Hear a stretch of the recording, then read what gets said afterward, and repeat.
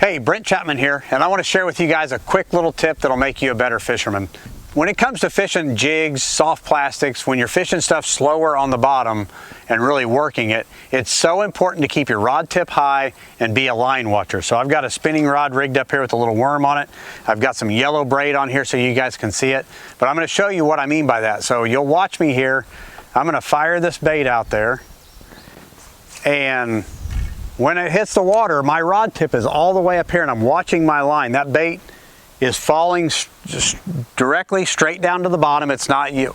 And that's a big thing. When you throw a bait out and it hits the water, you want that thing to look as natural as possible. So by me having my rod up here, that bait is falling straight to the bottom. If I have my rod tip out like this and the line's tight, the bait is going to pendulum down instead of falling straight down and looking natural. The next part of that is, by me having my rod tip up here, I've got more control over the situation than if I had my rod out here. I can't feel what my bait's doing. I can't feel if a fish has got it until I'm caught at an awkward angle and have to set the hook and a lot of times miss them. So by me having my rod tip up here, I can clearly see my line. I can just raise up on the worm and let it fall back down. And the whole time I'm watching my line. So just fire that out there.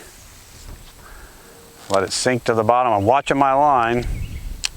Keep that rod tip high. A little bit of vegetation there. I can feel it go through the vegetation. Raise up.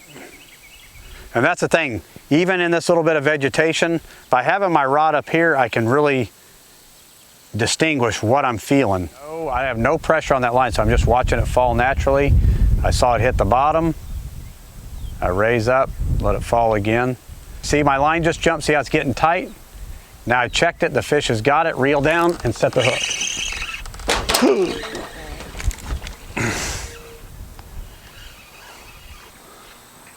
Not the biggest bass in the pond, but the bite essentially is the same. I mean, that could have been an 8-incher or an 8-pounder. The bite's going to be the same. So fishing the bait the right way, detecting the bite the same, the hook set, all that's the same. It's just the size of the fish on the end.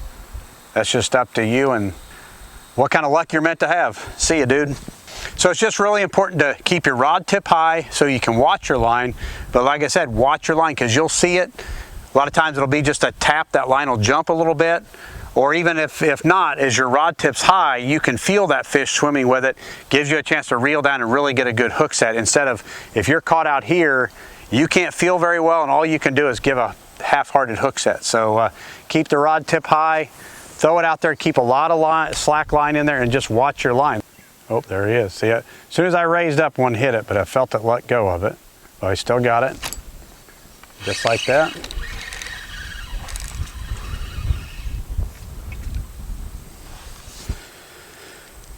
So guys, that might not be the biggest bass in the world, but I'll tell you what, it teaches you a lot. And I can't stress enough to, even catching fish this size will give you confidence on how to detect a bite, what a bite feels like, what it looks like when you're watching your line, how to set the hook. So even if you got a little pond like this that'll get you a lot of bites, it'll help make you a better fisherman. So be a line watcher, find you a little pond like that where you can practice getting a lot of bites, and you're gonna be a lot better fisherman because of it. See ya, dude.